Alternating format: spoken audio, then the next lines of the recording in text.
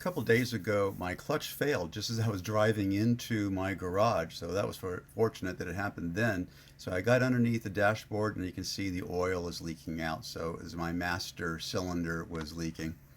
So the first thing you want to do is pull this pin and release that spring off the shaft right there. And you can see there's the cotter pin going in that hole, and this little groove is where that spring will retain. Next thing you do is remove or loosen up the hydraulic line. And I went out and bought a replacement master clutch for $15 at the local auto supply store. And so this is not an expensive job, and it's really simple. In fact, the hardest part that people that have a little problem with is bleeding the system, and I'll show you how to do that in a moment here.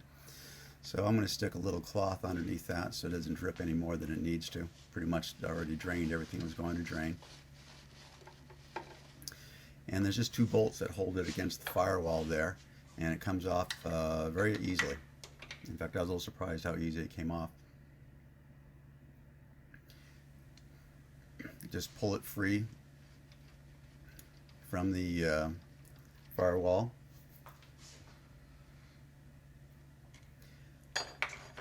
And take a close look to see if there's any parts that you're going to need for your replacement unit.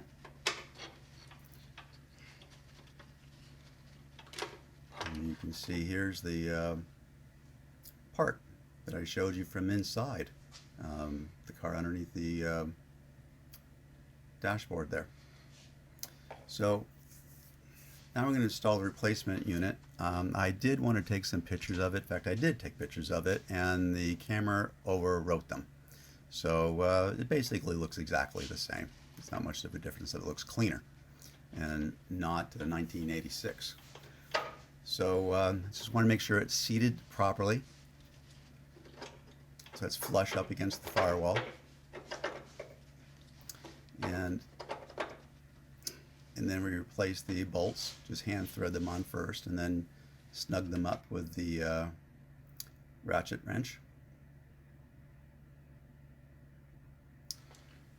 And the next thing is we want to remove the little plug that kept the hydraulic system clean and put the hydraulic line back in place. Now, we want to be very careful we don't cross thread this, because it wants to go in exactly the way that it came out, because it's on a pretty stiff line. So be careful you don't cross that. You don't want to tighten down all the way, because we're going to use that looseness to allow it to bleed the system. So the next thing we do is put some brake fluid, so clutches used.